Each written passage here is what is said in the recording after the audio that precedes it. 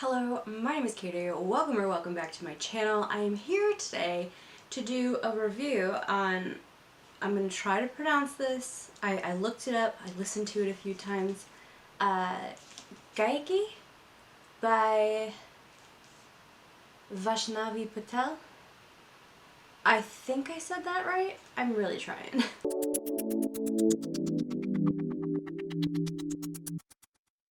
Okay, so there are a couple of reasons why I wanted to review this. The first one is I enjoyed the book. The second one is that this is a retelling of Indian mythology, and retellings have been very popular in the booktube and bookstagram community recently. Well, not even just recently, kind of just always. And I haven't seen many people talking about this one, and I think it deserves some notice. So I'm giving it that attention that I think it should be having. Okay, so first of all, I want to talk about the author's note a little bit because I found it very interesting. So Vaishnavi Patel, in the author's note, discusses how the story of Kaikeyi and her son Rama, who is an Indian god, was told to her by her grandmother when she was a child.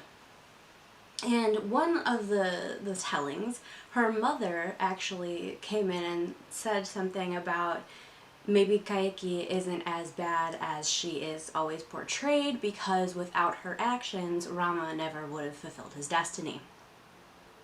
And her grandmother pretty much shut that down, and that was the end of it, but not really, because Vaishnavi Patel never forgot that.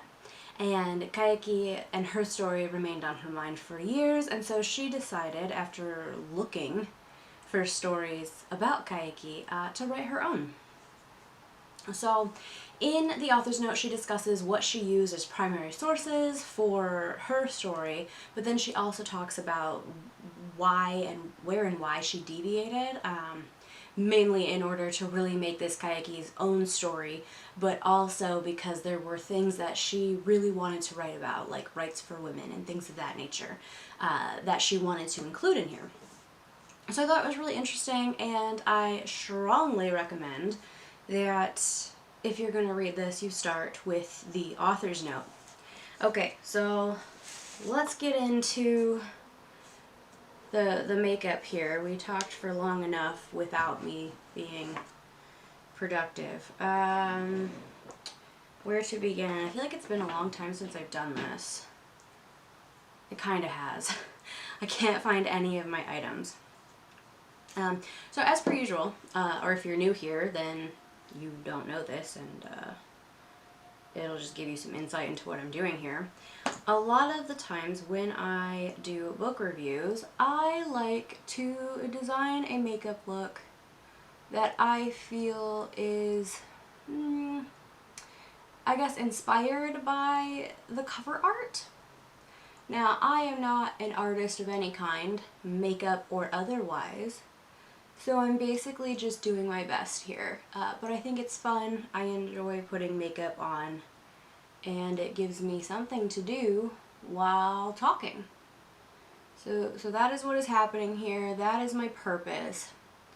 For this, if you remember, the cover, very, very orange, and also very black, but there's also gold accents, white accents, and there's some yellow in there as well. So that is what I'm kind of going for, is that kind of a color palette.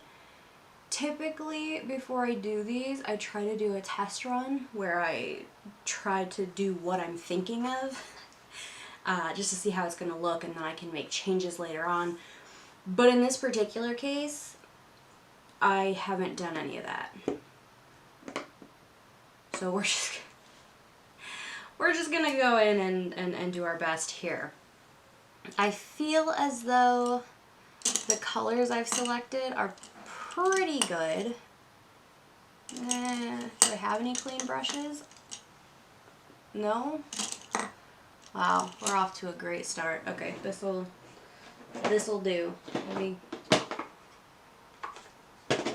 I'm a mess. Clearly, Didn't plan very far ahead for this. Okay, so our story begins with a very young Kaikeyi, and I really hope I'm saying that right. I am trying so hard. She is a princess. She has a twin brother, and besides her twin brother, she has 6 other brothers. Her father really wanted sons, and he got them. So, as you can imagine, Kaikeyi maybe wasn't quite as ladylike as people, particularly her parents, would have wanted her to be, because all her playmates are boys. So she learns to fight, even though women aren't supposed to. She learns how to handle weapons. She is an excellent spear thrower. And she is a brilliant charioteer. She's actually better than her brother, turns out. Most people don't know this, though, because in the world they live in, it's considered like sinful for women to do these things. Women are not supposed to be involved in wars. They're not supposed to be able to fight, that kind of a thing. So fairly early on in the story, Kaikeyi's mother leaves. She is no longer in the palace, and her father says that her mom left of her own accord and that she's never coming back. However, Kaikeyi starts hearing rumors that her father actually banned her mother from the palace, and it's because of him that she's gone. Now, Kaikeyi is very lonely because, as previously mentioned, she has a bunch of brothers. So without her mom, she is just so very outnumbered, and on top of that, her father has essentially told her that she is supposed to take her mother's place. She's supposed to fill the role that her mother would normally play within the palace, and that's a lot of responsibility for a young girl. And so Kaikeyi goes looking for a way to reach the gods to ask for help. Now, she has never really felt that the gods listen to her. She has always felt kind of abandoned by them, and she doesn't know why, but she's hoping that if she can find some lesser known gods or goddesses, that maybe they aren't as busy and they will be able to come down and give her a hand. So she goes searching through old texts in the library, and it is while reading these old texts that she happens to stumble upon a book kind of meditations. And in this book, she discovers that she can access what she refers to as the binding plane. So within this plane of existence, she can visually see the bonds that she has with other people. Furthermore, she learns that she can help develop these bonds. She learns that she can sever these bonds. She learns that she can push subtle suggestions through these bonds to assist her in getting things that she wants. It's a very cool concept. I've not really seen it done like this before, and I enjoyed it. I thought the author did an excellent job of describing it, and I thought it was really cool. It was probably one of my favorite parts of the entire story, to be honest. She kind of learns the hard way, though, that maybe she shouldn't always be messing with these bonds. There is a situation in which she ends up inadvertently breaking a bond with someone. And it hurts her deeply, and she uses this to, like, very much she learns from it. She has discovered how far she can push before things break. But then we reach a situation where she breaks a bond on purpose. And this comes about when she is basically being told that she has to marry, which I mean, who she is, the place she's living, the time she's living. She knew this was coming, she just doesn't want it. And things don't go the way that she was promised, and her brother comes to tell her that she's being married to a man, and she freaks out because she was told that she was going to be able to pick, more or less, who she was going to marry. And now she's being told, actually, this isn't happening. You're going to get married now. So she's very, very angry, and her brother is like pleading with her to like understand the situation that they're in, and he is promising her that he truly did his best to advocate for her, and that he believes that this man will take care of her and that he will be good to her. But Kaikeyi doesn't want to listen, and she ends up breaking the bond with her brother, and it's actually very sad when that happens. So the man in question that she's going to marry is Dasharatha, I believe is how you say it. And he does have 2 other wives, but despite this, he has yet to sire an heir. Hence why he is looking for wife number 3. Upon marrying, Kaikeyi makes him swear that their firstborn son will be his heir. She basically is like, I know you have 2 other wives, but this is what I want in order to marry you. And he agrees. And she thinks, you know, it's gonna be fine. It is not gonna be fine.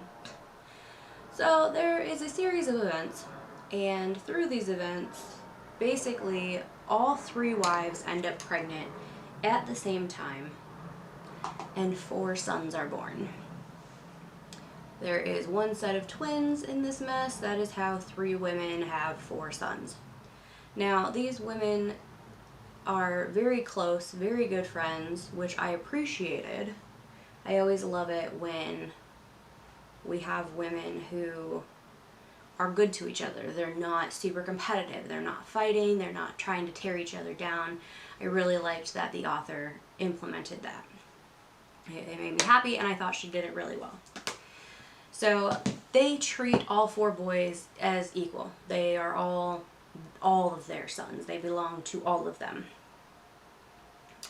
which I thought was cool, because it has that appeal of, it doesn't matter if you are adopted or natural born, you are still the child of those parents. Does that make any sense? Sorry, I'm trying to pick which gold I want to use. So even though Rama made Kaikeyi this promise, he later breaks it. And he decides that the eldest son, Rama, who is born of his first wife, is going to be his heir. Kaikeyi isn't happy. Her family also isn't happy. And Kaikeyi is faced with probably one of the most difficult decisions she's ever had to face at this point. I think if I told you all the details, that would kind of ruin the book, and why would you read it then? So I'm going to leave it there as far as the story goes. However, I do want to talk about the writing a little bit. So this is an adult novel. I do believe it is an adult novel. However, the way it is written, I think that it would be not only appropriate for a teenager, but also accessible for a teenager, even a younger teen. It is quite clean. While sex is happening, it's very much more implied that it's happening than actually stated. There's no like details. It's fairly clean, all things said and done. And I do think that the writing it's simple enough that a teenager could also enjoy it, but there's enough going on that it's not boring for an adult. So if you mostly read YA, I think you would also really enjoy this. but I still do think that people who typically read adult novels could get a lot out of this as well. I was also very impressed that the author was able to present this woman who is so commonly vilified as compassionate, and you really felt for her. She wasn't, even though she had to make some hard decisions, you understood what she was going through and why she was making the choices that she was making, to the point that if I were in her shoes, it's possible I would have done the same thing. And I really liked that. At no point was the storytelling compromised to ensure that this woman was presented a certain way. It was very well thought out. Her actions seemed to match her thought processes, which I appreciated, because a lot of times, especially in fantasy, you're watching these characters make these decisions and you're like, how is that not even just logical, but how does that make any sense with what you were thinking about the situation? And in here, you don't have that. The storytelling is done so incredibly well, and the characters are structured so nicely that it feels natural and it flows beautifully. I also quite enjoyed the world building. This was the type of book that I was eager to dive back into because I just had such a wonderful time inhabiting this world. So when all is said and done, I ended up giving this book 4.75 stars, mainly because I have to have that like blew me away factor typically if I'm going to give fiction 5 stars, and it didn't quite have that, though it was very enjoyable and I thought it was extremely well written. Okay, so we are done, and I don't know. What do you guys think? I think it's pretty good, but I'm biased because I did it. So, so anyway, you'll have to let me know if at least you see the inspiration. Okay, you don't have to comment on the quality of the work, just if you see the inspiration, let me know. Also, let me know if Kaikeyi is a book that you're interested in reading. I just really haven't heard people talking about it, and I kind of think they should be. I love getting to see mythology of other cultures than just Greek.